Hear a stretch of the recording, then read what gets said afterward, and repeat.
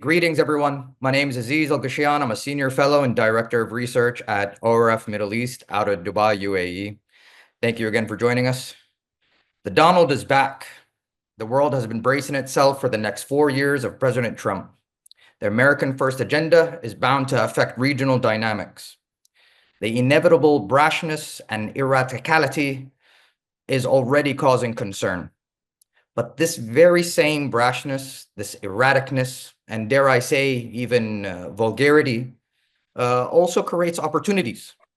And people see that. Is the region ready to deal with this erraticness? Will there be more or less regional agency during or after these 4 years? What are the concerns and opportunity? With all that said, these are very pertinent questions. But all politics is domestic politics. And therefore, what is the vantage point from DC? That is the question that we should be asking for. And that is precisely why we're going to have the speakers that we have invited today. So allow me to introduce our first speaker, Brian Katulis. So Brian is a senior fellow for U.S. Foreign Policy at Middle East Institute. He was formerly a senior fellow at the Center for American Progress, where he built the center's Middle East program and also worked on broader issues related to the U.S. national security. He has produced influential studies that have shaped important discussions around regional policy, often providing expert testimony to key congressional committees on his findings. Brian has also conducted extensive research in countries such as Egypt, Israel, Jordan, and the Palestinian territories. His past experience includes working at the National Security Council and the U.S. Departments of both State and Defense. Our second speaker is Hussein Ibish, and Hussein is a senior resident scholar at the Arab Gulf States Institute in Washington. He is a weekly columnist for The National, former columnist for Bloomberg, regular contributor to The Atlantic and The Daily Beast. His most recent book is What's Wrong with the One-State Agenda? Why ending the occupation and peace with Israel is still the Palestinian national goal. Hussein was included in all 3 years, 2011, 2012, 2013, of Foreign Policy's Twitterate 100, the magazine's list of 100 must-follow Twitter feeds on foreign policy. That's how I got to know, actually, Hussein. So Hussein is the editor and principal author of 3 major studies of hate crimes and discrimination against Arab Americans. Hussein previously served as a senior fellow at the American Task Force on Palestine and executive director of the Hala Salam Maqsood Foundation for Arab American Leadership from 2004 to 2009. And from 1998 to 2004, Hussein served as communications director for the American Arab Anti-Discrimination Committee. Gentlemen, thank you very much for joining us. It's a real pleasure to have you. We're really lucky to have your perspectives. Let's just start from the very beginning. I mean, even before the beginning. So Donald Trump was already making waves just before he was ushered in to the White House. And while a lot of us in the region, other regions, are thinking and looking at DC from their lens, it's crucial to really look at DC itself and have a discussion of what's happening there. So just like how our friend Shira Efron, our mutual friend, likes to say Saudi-splaining, I don't want to American-splain to Americans. So Brian, can you kick us off? Tell us, how's the political landscape? What was all the flurry of executive orders? And over to you, my friend. Great, thanks. It's great to be with you. Let's start with where things are at inside of America. We're about 2 weeks plus, perhaps, into the Trump administration. He did, as he did in his first term, try to throw everybody off balance with a series of dramatic actions on multiple fronts that, if you're in Washington, it was quite dizzying. But I would characterize the 3 main actions, and Hussein can add to this. are things that he talked about on the campaign, and he's doing a lot of the things that he talked about. Number one, he's very much engaging in the cultural warfare from his own perspective, attacking diversity, equity, inclusion, firing people who worked on this in different departments. Even when there was this tragic airline accident in Washington, D.C., he somehow blamed that. And all of this is sort of true to form, Trump's style of not building coalitions, but trying to get the spotlight and actually offend people and shift the debate towards whatever he wants to get done. So he's doing that. That's number one. Two, I think if there's a top priority in his policy agenda, he says it all the time, it's his very aggressive approach on immigration, anti-immigration stance. He's taken some moves already, issued some quotas, said that Guantanamo Bay, where we had a number of people for decades imprisoned, that this is where illegal immigrants will go. That, I think, is going to take up a lot of time, energy, resources, and attention in the early months. And then thirdly, he's also attacked the deep state, the administrative state in the very government that he leads, and is doing things that I would characterize as unilateral disarmament in ways that could affect the Middle East agenda. About a week into his term, his second term here, he froze foreign aid, at least for 4 days until it was reversed. That's important because the United States provides at least 40% of the humanitarian aid globally. It's a key leader in a lot of these things, and that obviously touches key parts of the Middle East, which we'll get into in a second. His Secretary of State, Marco Rubio, issued orders to try to clarify, but and also say that emergency aid would not be withheld, because some people pointed out, well, look, some of the things that we do in, say, Northeast Syria that provide assistance and cooperation frameworks that deal with ISIS, a lot of these programs would have been frozen under those orders. So he's doing what he's done before, but I think he's going even further than he did before, and has higher ambitions to change the very nature of U.S. politics, the way the U.S. government operates. And that's going to have inevitably spillover effects on all of our relations around the world, but particularly in the Middle East, which we'll get into. Thank you, Brian. Hussein, just carrying on from that. I mean, one of the things I think Brian mentioned was the freezing of aid and the spillover effects. The issue is, I think, with the American First agenda. I mean, can the United States afford to do that if it wants to fuel its American First agenda? Is it probably too big to not do that, without it being influenced? Yeah, I mean, of course it would. Look, here's the thing. I think Brian is exactly right in what he's saying. And I think what we've seen is a kind of miniature drama domestically in Washington, where Trump made a huge play to destroy the framework of the Constitution, the separation of powers, by trying to seize control of the power of the purse from Congress, by refusing to spend money that has been legally allocated and signed into law, and sort of arbitrarily saying, you know what, I'm going to look at each and every item here on this set of budgetary, this budgetary list, and I'm going to see if it corresponds to my agenda before I agree to spend it in a way that Congress has already mandated by law it should be spent.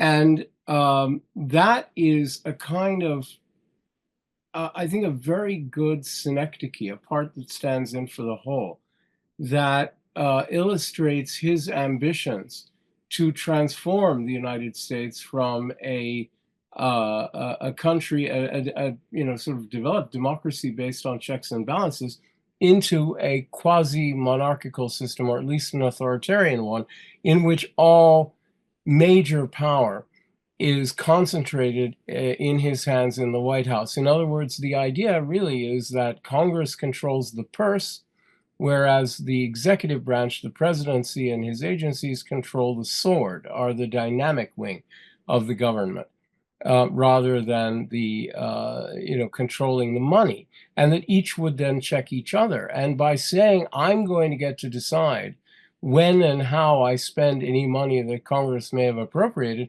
he's basically saying he has all the power. He has the power of the sword, but also the power of the purse. And the checks and balances that underlie the American system are gone.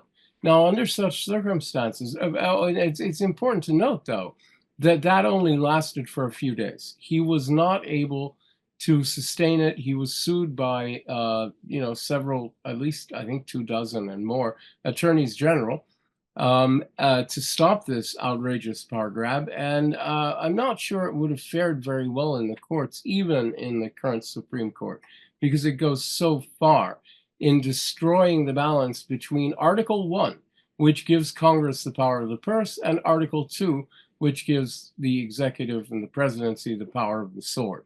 And under such circumstances, I'm not sure it would have succeeded. Now, what does all this have to do with Middle East policy and foreign aid? A lot, because what it suggests is that Trump is going to be looking to act unilaterally as much as possible, but that there are going to be limitations to how far he can go, because he made this enormous power grab, and then he was pushed back and he had to kind of rescind it. So that, I think, might be a template for how this stuff goes in the next 2 years. And the reason I say 2 years is that after 2 years, we'll have had a midterm. And historically, ruling parties do badly in midterms, and the Republicans have very small majorities in the House and the Senate. And so Trump is likely to end up legislatively disempowered, the way Biden did in the second 2 years of his term, of his second term here. And so we're really talking, in other words, he's got a little bit more than 18 months, 19 months to get stuff done, legislatively, domestically. After that, he's probably going to shift more and more to foreign policy, where the president can act with much more unilateral authority, except when it comes to aid. Right? Aid is the one thing where Congress can really get involved, and aid and weapons sales, a few other things.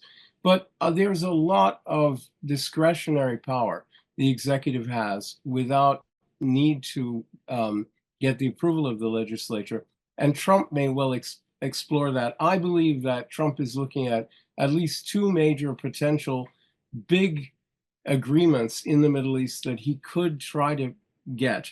And that he might end up really enjoying the fruits of a victory of. So I'll talk about that later. Yeah. We'll get that to it. Yeah. in the middle of the. And by the way, I should say to your audience, I apologize for my appearance. I had a nasty fall, so all of this is the result of that. So please understand.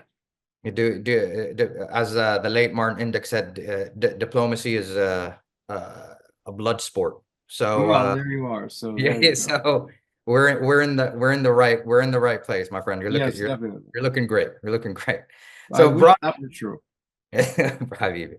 Brian, just one question. I think about kind of one more question about domestic, the aspect of administrations. I would say that one of the questions was that what's the difference between the first Trump administration and this current administration and the appointments? And if of course the question is for both of you, but anybody could go. But Brian, you want to go first? Yeah, at the cabinet level in this second term, Trump has the number one characteristic that he's been looking for is loyalists, people who will just simply implement his agenda as he sees fit.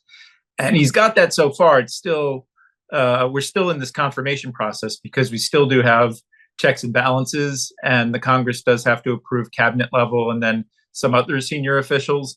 But more or less, if you compare his Secretary of State, Marco Rubio, who, like many in the Republican Party these days, has shapeshifted to adapt his views from what used to be a very traditional internationalist view towards more of a America First, MAGA agenda. So much so, this has happened a lot in the Republican Party that I've joked that they should change their symbol from the elephant to the chameleon. It's happened quite a lot Pete Hegseth, the defense secretary, as well. I recall being on television shows with him about 15 years ago, and he was very much in favor of things like sending troops to places like Afghanistan and having troops stay there for a long time. I was on the other side of that debate, and he's no longer in that view. So he's got loyalists now in the first term. At least his initial team included Jim Mattis as the defense secretary, who vociferously disagreed with him on a lot of issues, including Syria. He disagreed with Trump's judgment calls on Syria and resigned because of that. And Rex Tillerson, the first Secretary of State, also. But what's really interesting and curious about this is also voices and names, and we'll get into this on the Middle East, like Mike Pompeo, the former CIA director and Secretary of State. He's been blackballed. Other people that were part of Pompeo's circle and team, Brian Hook, who had a pretty hawkish view on Iran, he was summarily fired on day one of the Trump administration from the Wilson Center Board, a think tank here in Washington, and also was nominally the head of the State Department transition, though that was not any traditional transition as we could see. And these are all signals that perhaps the Tucker Carlson, Donald Trump Jr. wing of the party is really trying to get their imprint on all of this. So I think that's that loyalty rather than a diversity of views is a key part of this. And it fits with what Hussein said earlier as well, is a lean towards a much more autocratic mode of governance. And I think that's certainly going to be the case. He's looking for a bunch of yes men. And yes, most of them are actually men. Yeah. So Hussein, you want to add to that? Yeah, not much. I mean, I think Brian nailed it, of course. He's absolutely right. These are loyalists. Some of them are ridiculous. And the confirmation of Hegseth is going to go down in history as one of the most spineless things the Senate has ever done, because the man is manifestly unqualified at any level to run what is, in many ways, the largest enterprise in the world. He's a third-rate TV commentator. It's ridiculous. So he's getting his way from his party, and they're not looking like they're standing up to him. And right now they do have majorities. So he is until, let's put it this way, until the midterms, he's going to have the quasi-monarchical powers he craves. There will be moments when his party does stand up to him, as with his effort to appoint Matt Gaetz, the Attorney General, which was probably a joke, a trolling joke.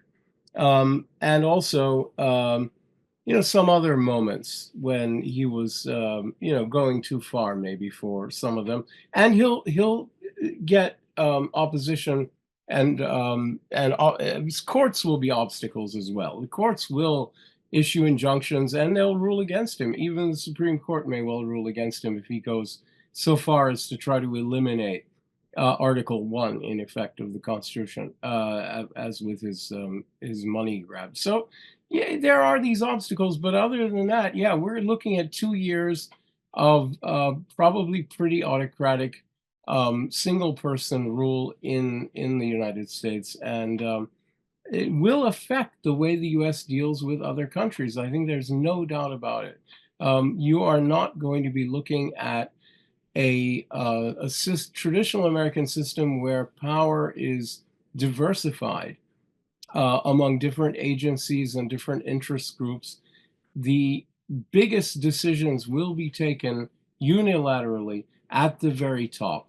And I agree with Brian that Tucker Carlson, Eric Jr., Don Jr., Eric Trump sort of approach of radical isolationism and ultra right wing. If there's any internationalism, it's ultra right solidarity, fascist solidarity, solidarity with Putin, solidarity with people like that.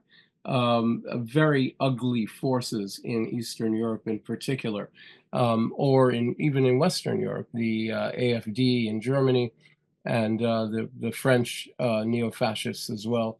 So that's where we are in the United States. It's kind of a scary place, actually, if you ask me.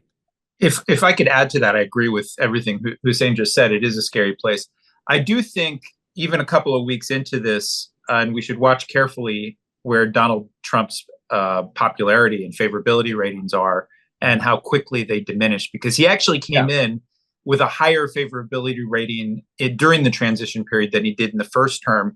But I think gravity is already setting in Totally for agree. him. And Donald Trump was married 3 times in life, and I can imagine what it was like to be on his honeymoon with him.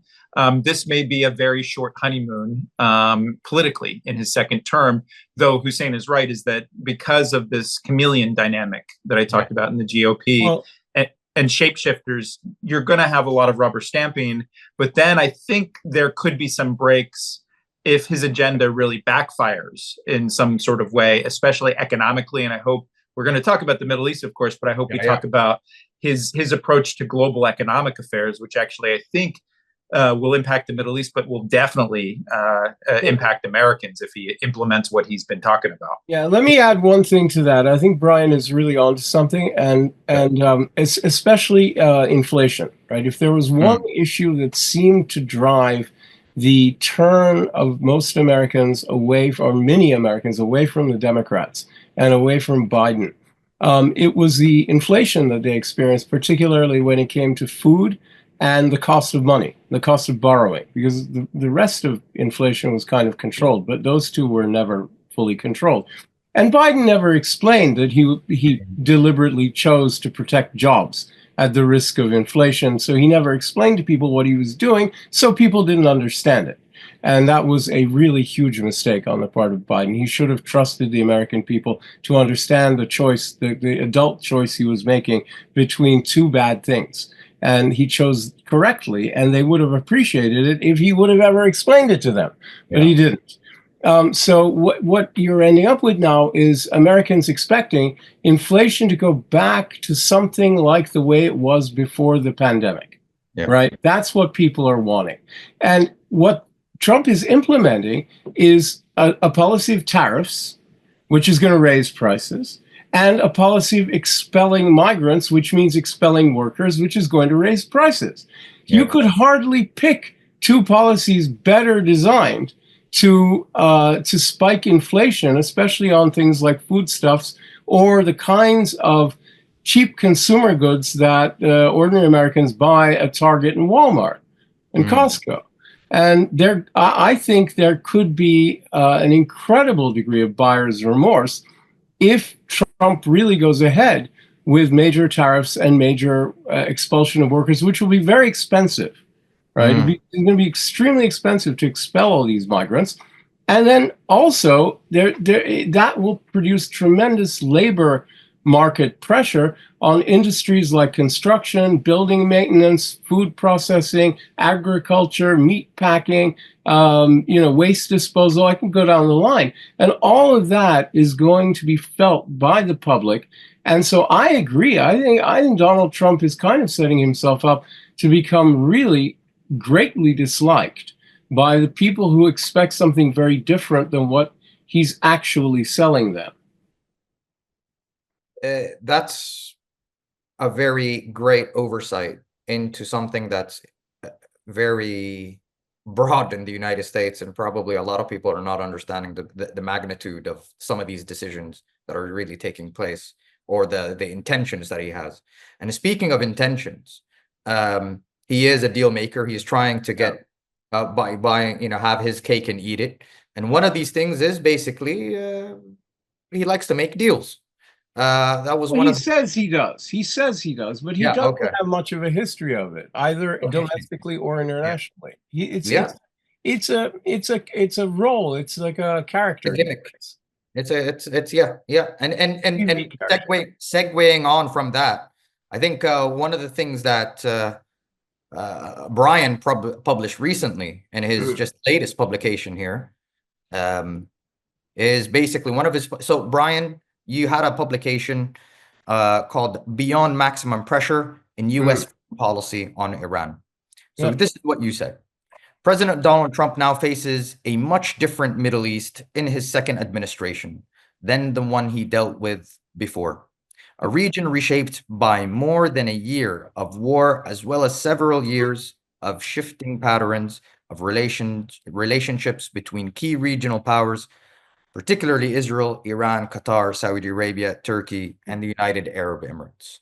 Of course, it's a fantastic publication, which I just read, and I think, I mean, that quote perhaps touches really upon the issue of, what is the region like? It's not the same as it used to be before, of course, that from the region, but how do you think he wants to deal with this? And what do you think the reactions are? Because both of you are also reactions from the region, because both of you are people not just looking at this from the United States. I mean, currently you're in the Middle East now, Brian. So, and you Yeah. have a good understanding of also the Gulf.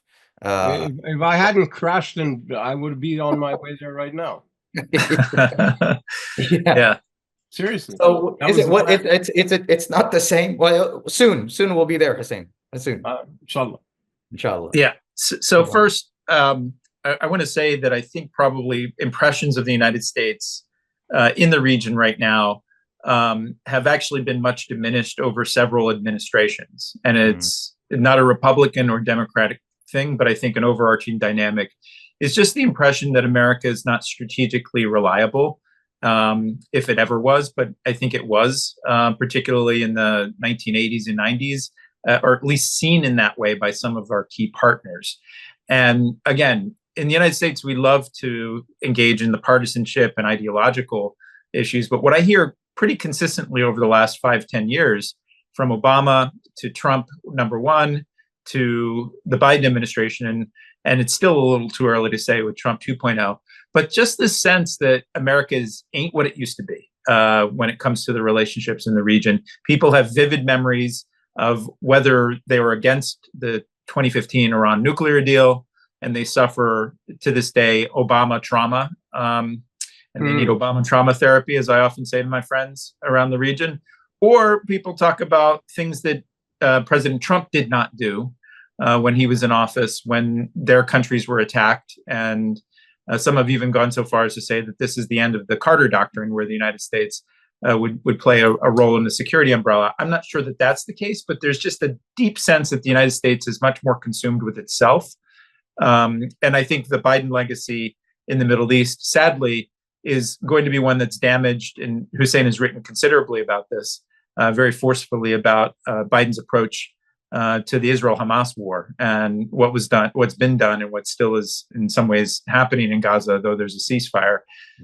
So I think there's just a sense that perhaps in the region they're on their own. I do think that there's more hope in Donald Trump because he did things like the 2020 Abraham Accords. I think my own personal assessment is that's misplaced hope.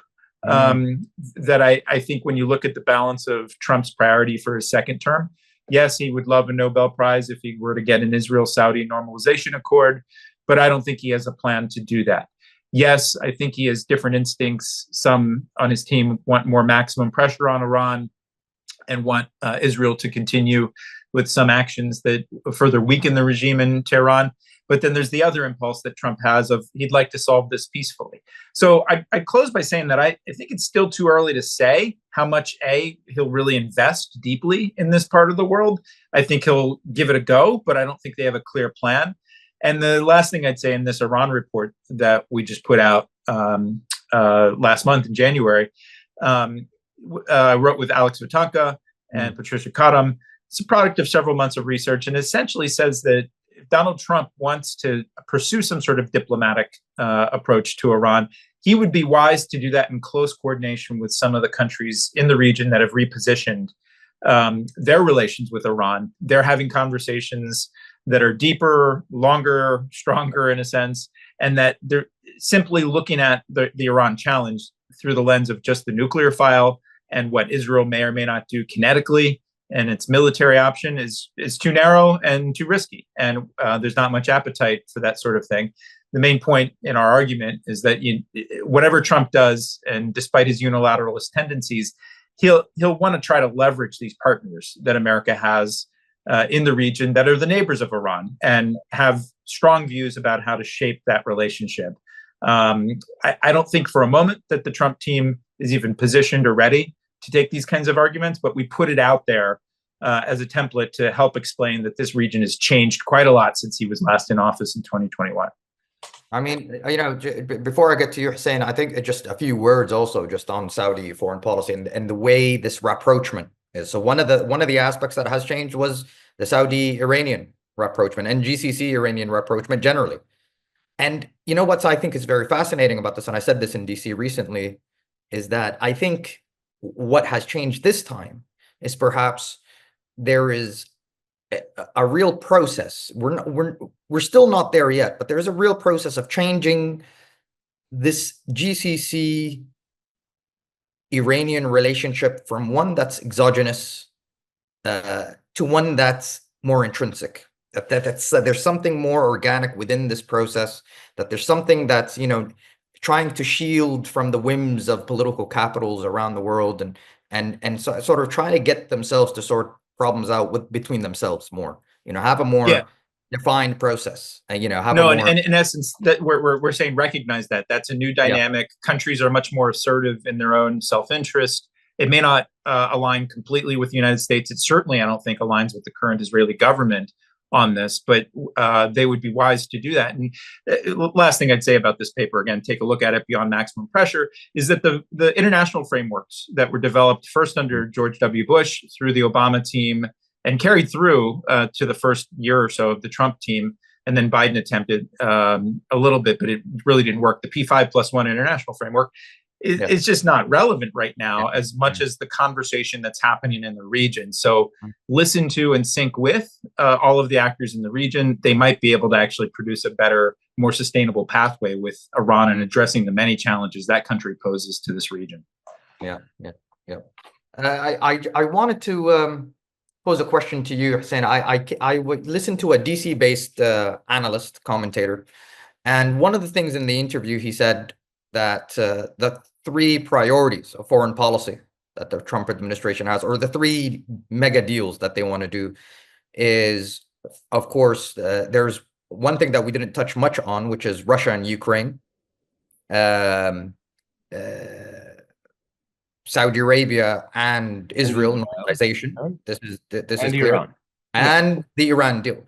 And the thing is, what this commentator said was that out of all of those three, the lowest hanging fruit is the Iran deal, perhaps. By far, of course. By far. Yeah. I have written about a month and a half ago, maybe a little more than that, maybe 2 months ago, that it's just ready for him. I mean, it's a very low hanging fruit. I think this is an incredibly light lift for a difficult project. I mean, assuming that all such negotiations are fraught and difficult and challenging, yes. But considering that, I think the stars are really aligned for a U.S.-Iranian agreement. I see no problem, really fundamental problem, facing that agreement, because I think Trump would look. The only card the Iranians have left to play is the progress they've made on their nuclear R&D.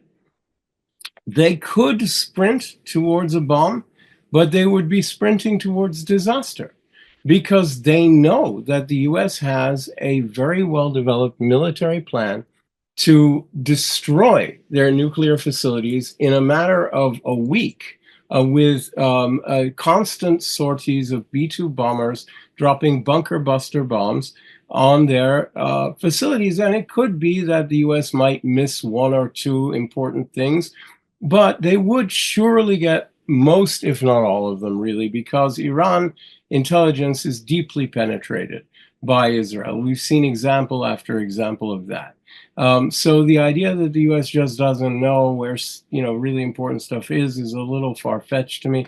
And let's say there was one or two important sites left over. I don't think that changes the ultimate outcome. The outcome would be that there would be a war which Iran is ill-equipped to pursue at this stage, because its national security strategy of a forward defense through Arab proxy militia groups led by Hezbollah was tested and failed, right? Fundamentally failed.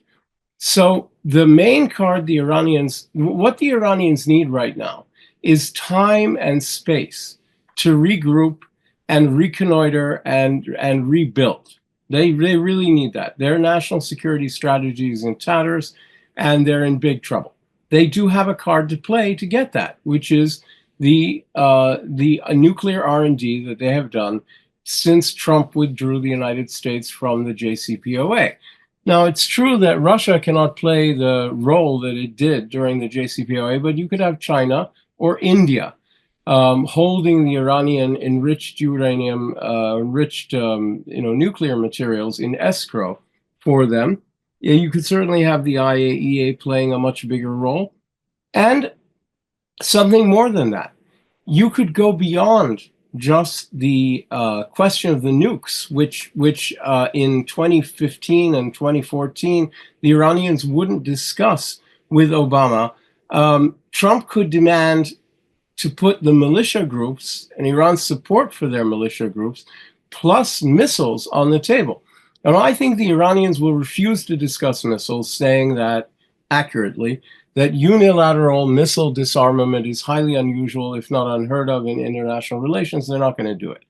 But why not negotiate voluntary restrictions, limitations on the support they give to Hezbollah, to the Hashd-e-Sha'bi groups, to the Houthis, etc., since that has proven to be a failed stratagem. Now, that doesn't mean walking away from Hezbollah. It doesn't mean totally giving up on Hezbollah. Hezbollah is a 40-year-plus project. Iran is not going to give up on Hezbollah entirely.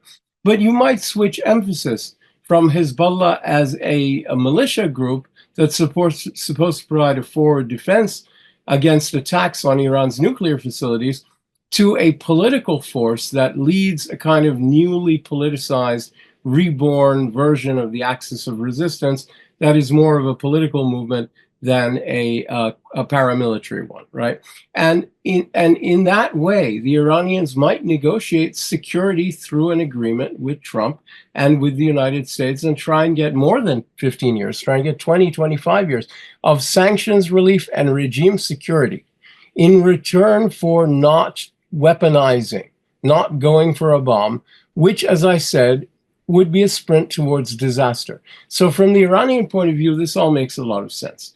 And I think from Trump's point of view, it makes a lot of sense because he doesn't want to have a war with Iran. He doesn't want to have to bomb anybody if he doesn't have to.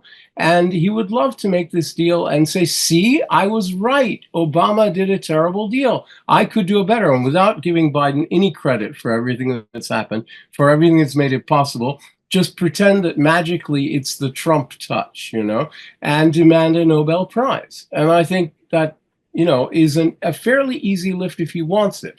But it means doing something that the first Trump administration never did in the 2 years after they left the JCPOA, which is decide fully whether the point of the sanctions was regime change or a better deal. They never agreed on that. Now, I see a lot of indications that the Trump administration is moving strongly in the direction of a deal.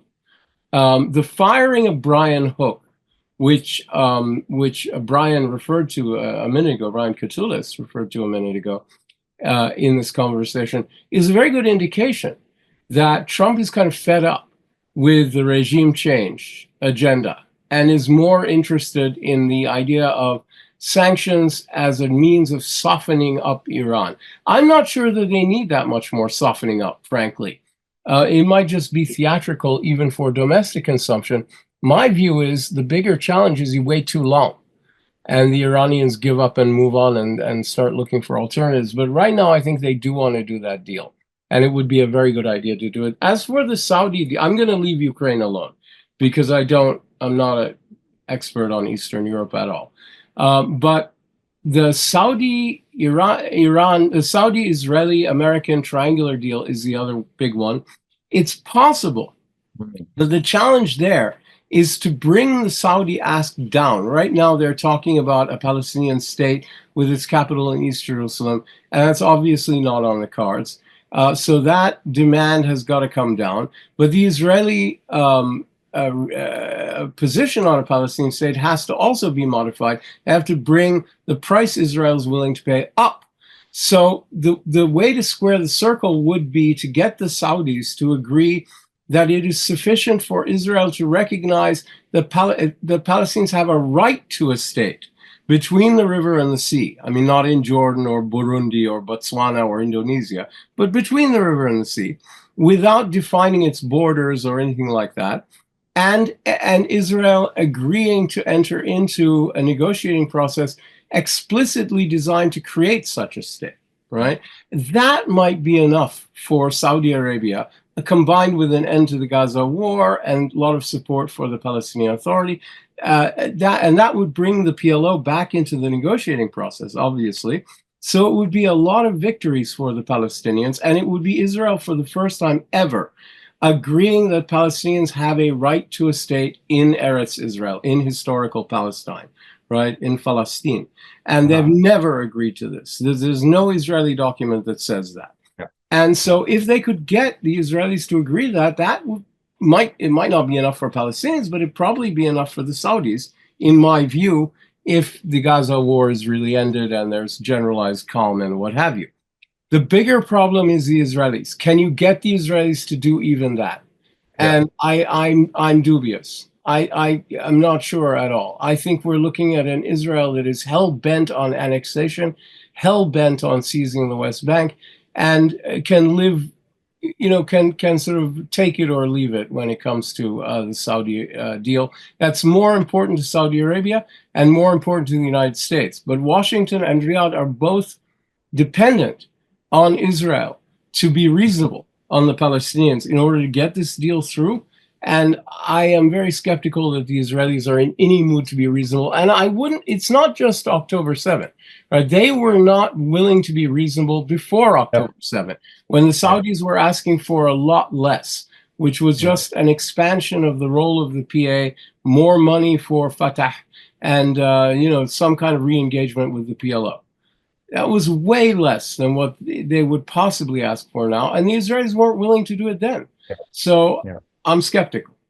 Yeah, just to expand upon just because I think the segues nicely into some of the other questions. So just the clarification that expansion, or that more land that you referred to, saying was basically from area B, from area B to area C.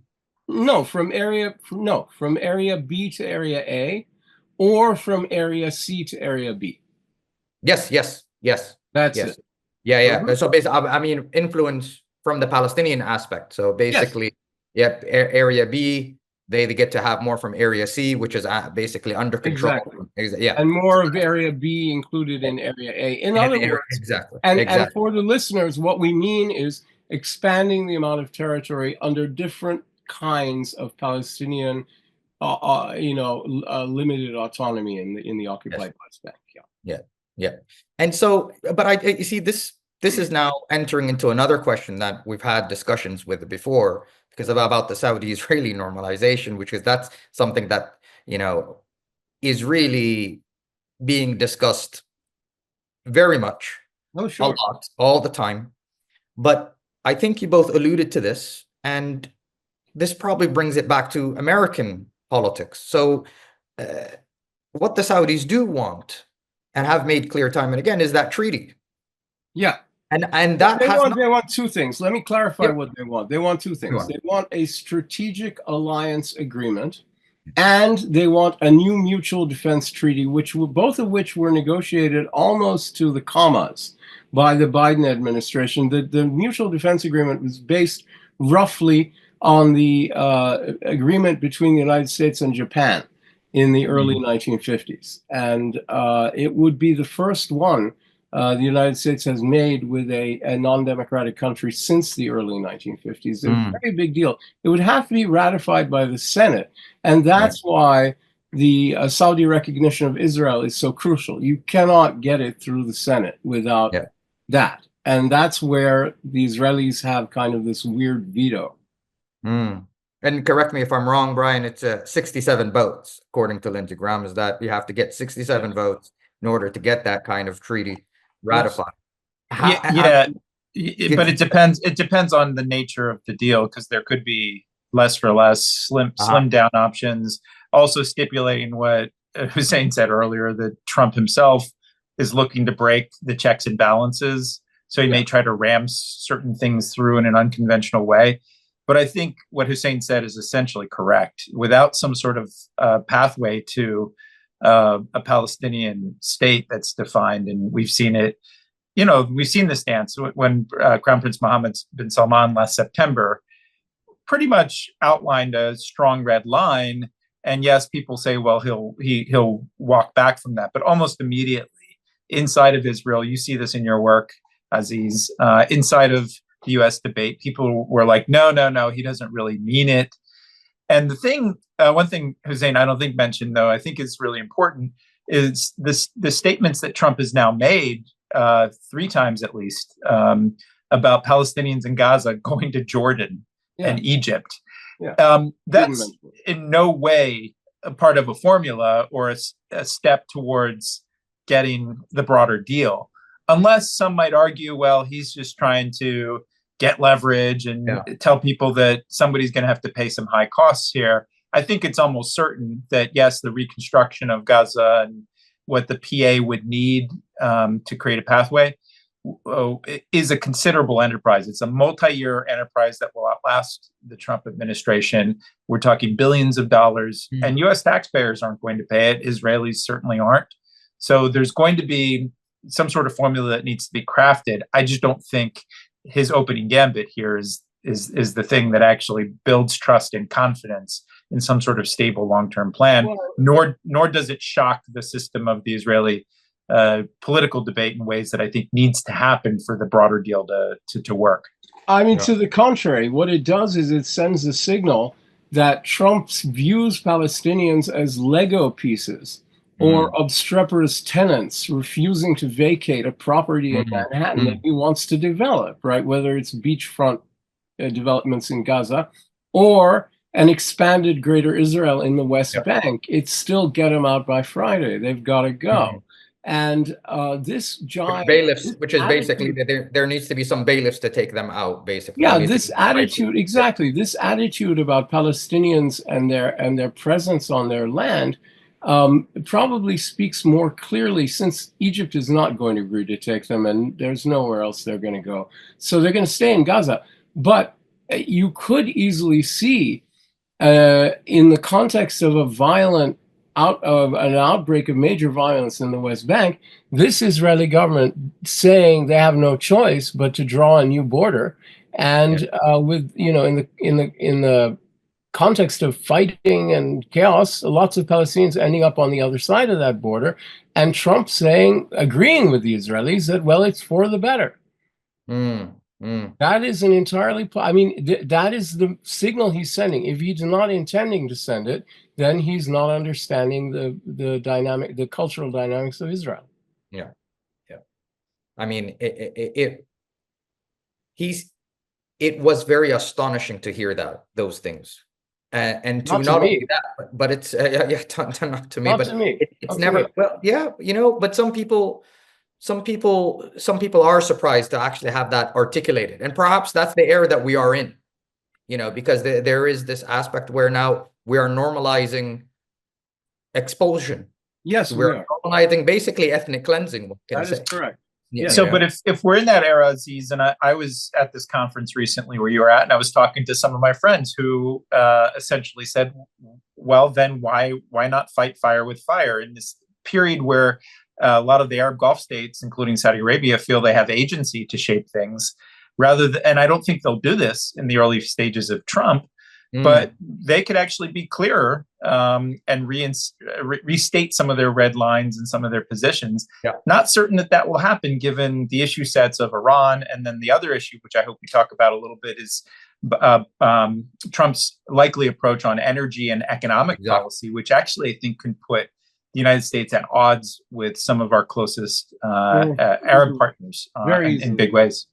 Yeah. That's a very important point. Well, that's exactly what we're going to talk about now. I mean, right now, he's basically, the region, just to give the viewers something, they're entering into these, their own theme of reconstruction. I think this year, 2025, one of the core themes is perhaps reconstruction.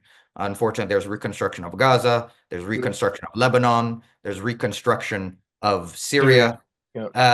But even you, Hussein, alluded earlier to reconstruction of Iran, even. or rehabilitation of Iran.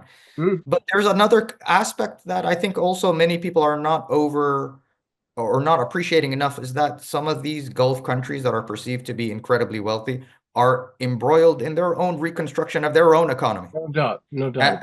And therefore, when we talk about this, and now, let me share my humble opinion. The reconstruction for the Saudi case is not a matter of preference, but actually it's an existential question. Yes. For reconstructing their own economy. Yes. But here is Trump, who is, this person that's actually, as Brian said, supposed to be looking after the U.S. interest through maintaining the interest of these allies, and has economic policies that will severely hinder this process. So how do you see from your vantage point, what are the Saudis and others doing this, managing the situation, but also what are the expectations from the Trump administration of the acquiescence of Saudis, if they will, on energy cooperation?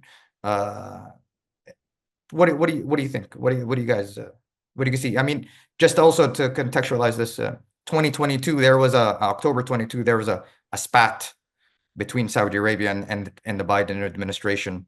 Are we going to see more of that? So that's OPEC plus, right? Yeah, I think it could happen. So first, one bigger picture on where Trump is outside of the norm of U.S. policy, and even compared to his first administration, though he's not in the first 2 weeks really utilized the tariff threat that he has, I think he's serious about it, and they're gearing up to do a lot of things. And we saw this in the episode that lasted for about 24 hours with Colombia, where he threatened tariffs on issues that weren't related to economic policy, right? So that's a new template that at least he's playing with. And if you look at the confirmation hearings of some of the people on his economic team and the whole package and how that relates to the domestic situation that Hussein talked about before, it's one thing that if I were sitting in a Gulf state like Saudi Arabia, which is trying to implement this massive reform with some success and some setbacks of its entire economy and economic model, going back, really challenging itself and its own model for decades. And you see this, what happened in the first week, where Saudi Arabia said that it would invest $600 billion in the United States. And then Trump at Davos said, well, let's round it up to $1 trillion. And he also said in some of his early executive orders, he's trying to make America's energy production, particularly on fossil fuels, because he's leaning away from green energy. And that's another point of divide potentially between Gulf states and Trump, that he would like to see the price of oil go down. Now, do the math. Even on the back of the envelope, Saudi Arabia has about $450 billion of foreign reserves. Some of that is tied up in gold. Some of that is tied up in some of their international commitments, and they're essentially running fiscal deficits. And the math doesn't really add up, right? And much in the same way, if you remember in 2017, there was a series of projects signed in press releases that Trump put out after his visit to Saudi Arabia or during the visit. A lot of those things actually did not come to fruition. So there will be lots of smoke and mirror, PR efforts where Saudi Arabia is trying to convince His Majesty Trump that they're going to help America's economy grow stronger. But maybe it really won't bind the two countries together on economic changes or on energy policy as well. I mean, maybe Hussein wants to talk a little bit more about the spats between OPEC Plus and Saudi Arabia being a part of that in the first Trump administration. But I do think that the potential strain that Trump's unpredictable moves on global economic issues and the spillover effects that might have, particularly when it comes to China and the relationships that Gulf states have with China. If I were sitting, at a policy planning center at a Ministry of Foreign Affairs in one of the Gulf states, I'd be gaming out different scenarios, just because there are multiple scenarios that could unfold quite rapidly in the next few months. Yeah. No, I think that's right. I think I'd like to add two things. One is, look, there are two kind of major Trump policies that might cause friction Yeah. with oil exporting Gulf states like Saudi Arabia, UAE, Qatar, Kuwait. One is his obsession with the idea of energy dominance. It used to be energy independence, but Trump prefers energy dominance. Mm. And it's really under Biden that the United States reached a sort of peak production of petroleum, but you're never going to hear Trump saying that and Mm. or admitting it. And he's going to want to go further, I think, and bully other countries. Now, what that means is a very complex relationship with the second point of contention could be OPEC plus, because Trump is generally going to want to keep the price of oil down, but not too much down, because Mm. there's so much American oil production as well, and he's less interested in consumers and more interested in the capitalist producers and the corporations that with whom he identifies more than the people at the pump. So he could become irritated with the with OPEC plus, which is essentially a Saudi mechanism to create a floor and a ceiling for oil prices, right? And that's basically what it is. The reason they brought Russia in, the plus is really Russia, and OPEC is OPEC. And the reason you needed to do an OPEC plus was you couldn't create a floor and a ceiling for oil prices without agreeing to production and refining parameters with Russia and some others, but mainly Russia. So the question will be, is the OPEC plus floor and ceiling going to be compatible with Trump's minimum demands about a floor and a ceiling that are based on other considerations, voters and American producers as well?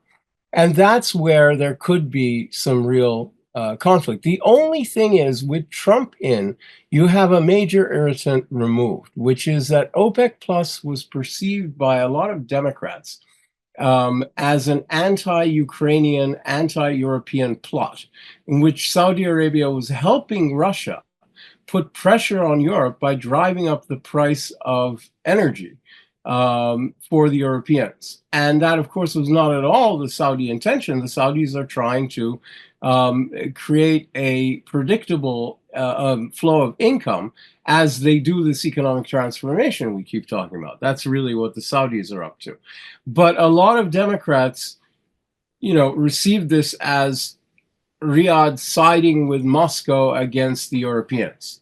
And I think you're not likely to see that kind of reaction from a Trump administration, because the Trump administration is basically pro-Moscow and anti-Ukraine and anti-European. I don't know that there are going to be enough Marco Rubios to change that. I think that's simply the orientation of Trump and some of his closest advisors, and that's the way it's going to be at the highest level. Thank you, both. I just to round this up, I think we spoke a lot about the political landscape. We spoke about the influence in the region, and now we've spoken about kind of the energy landscape. But I want to round this back to the social aspect in the United States, just to I think finish up the discussion. It's a very turbulent time, I would say, from an observer. I think also from here, and from someone who has been brought up in the United States and who appreciates, I think, what the United States socially, the idea of the community in the United States has to offer. What does it take?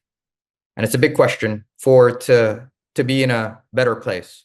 I'm sure the social political aspects with all these different protests and universities, etc. It's bringing a lot of questions on, the health of the the civil society and the engagement and the politics in the United States. So can you just tell us where, not where we're heading, how to improve, how do Wow. we, what do we need? What do we need to see? Question. That's Yeah. quite the question, Aziz. I'm gonna let You Brian go. first. You go first, Hussein. All right. I Me? mean, I can. I No. don't. I look. Okay. Look. I don't know. I mean, look. I think. Look. Here's how I see it, and I'm just going to be giving you my views here. Okay. This is not analytical. It can't be because you've asked me a fundamentally non-analytical question. I am. I can see that changes in the information landscape have led huge numbers of Americans to fundamentally distrust the administrative state and all systems of traditional authority and learning, okay, in favor of crackpots and people who seem genuine and people who seem appealing on television and podcasts, and who resonate with them at any given moment. Yeah. And this is a disaster because in my view, the traditional structures of the United States have not fundamentally failed the American people. The United States came out of the pandemic stronger than any of its cohort countries.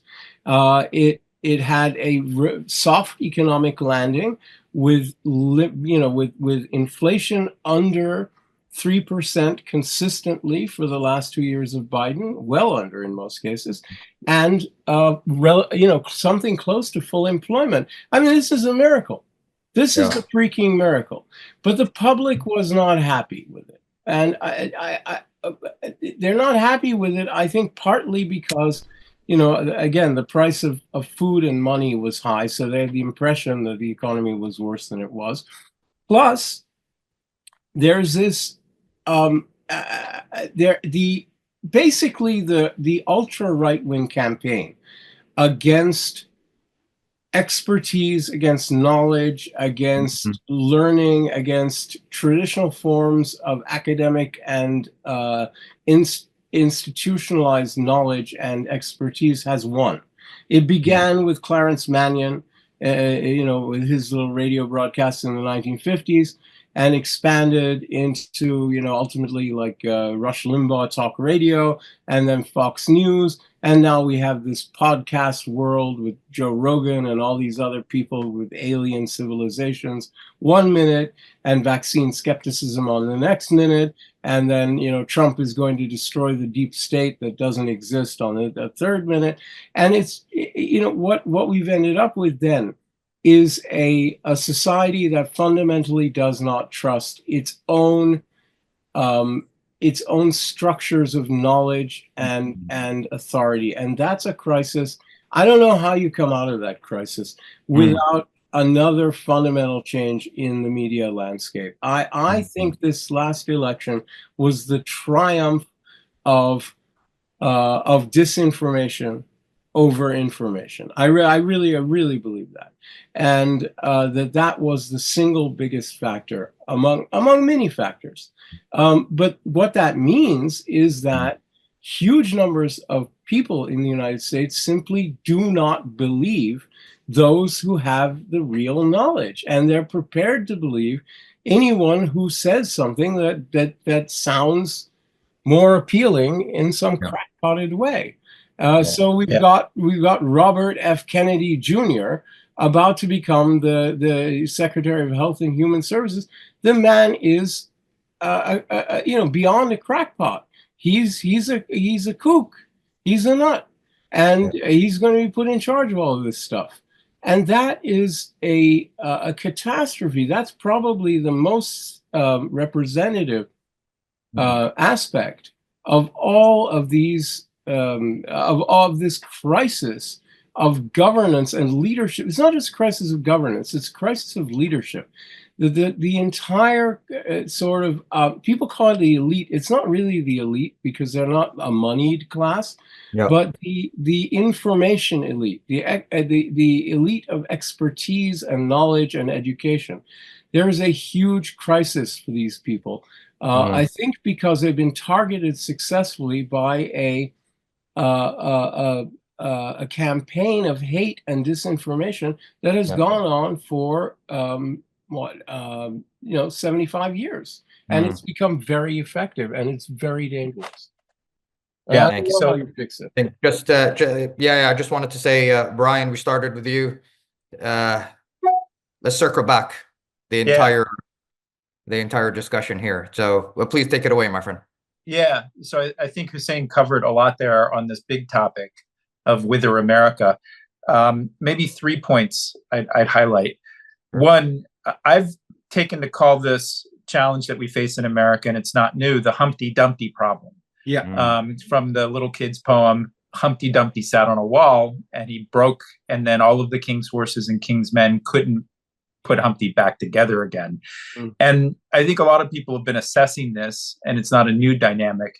One of the best succinct books, I think, that covers this is by George Packer from 2022 called Last Best Hope. A lot of people didn't read it. It's based on an article in The Atlantic, which is an excellent publication where Hussein also writes some really smart pieces. And in that book, Packer puts his finger on it and essentially says that Americans are too incoherent to talk about its hardest problems in a way that begins to solve them. And that because of this effect of the political media industrial complex, that we in the think tank community in some ways are part of it. This is the quote Packer: Americans can no longer think and act as fellow citizens.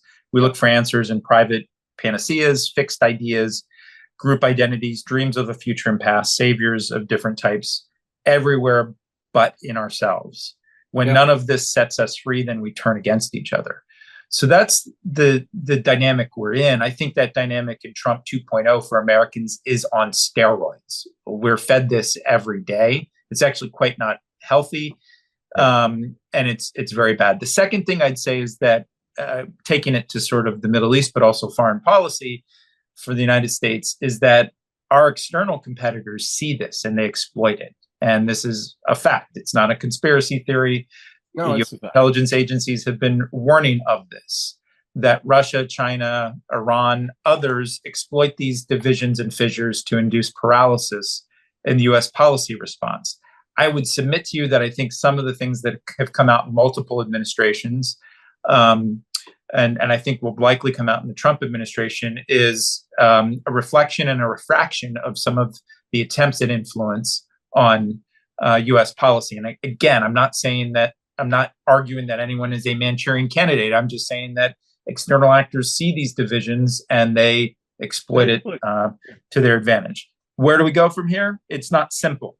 The one thing that I think we need is much more of an attempt at a more unified narrative as a country. The problem with Trump 1.0, which I already see recurring in Trump 2.0, is that the opposition then feels like the best strategy is to move the Overton window and rally the troops from the other side and try to pull things, and the spectrum is all jumbled here. So this is the problem with even this analogy.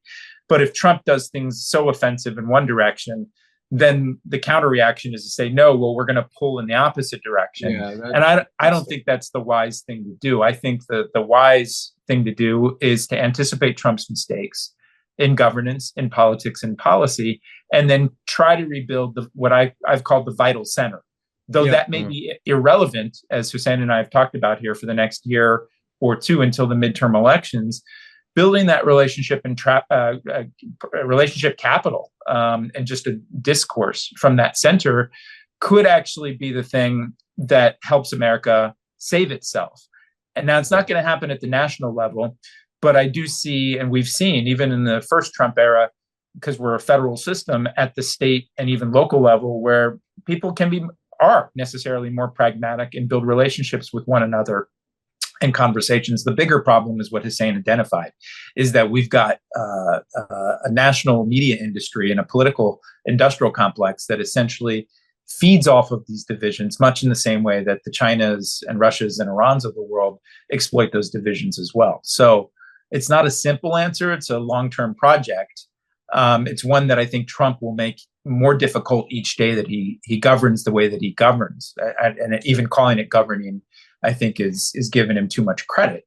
But I think that's the way forward. And what I would say to friends who are watching this in the Middle East, in India, and other places, is that as challenging as it is for many Americans, there's still a lot of us, and I would say it's almost 2/3 to more than that, who want us to have steady partnerships around the world, who want us to stay engaged and not simply build walls.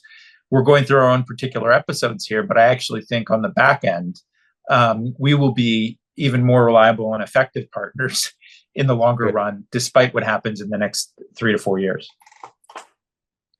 Thank you. This is a topic that we could really talk of for hours and literally genuinely for years, actually, for years to come. So just wanted to say thank you very much for your insights. It's been a real pleasure to hear it from you both. I think you both are real experts that just shed a great deal of nuance that has benefited me, and I know that will benefit our viewers and our readers as well, as I reference you both. So I just want to say thank you very much for joining us. We look forward to you joining us again. In the meantime, stay safe. Yeah. Thanks to you, Aziz. Thanks to you, Aziz, and all of your colleagues who put us together here. And yeah, let's continue the conversation. Let's do it. Sounds good. That sounds good. Okay. Thank you all very much. All right. Have a good evening, everyone. Thank you, Aziz. Thank you. Take care, Hussein.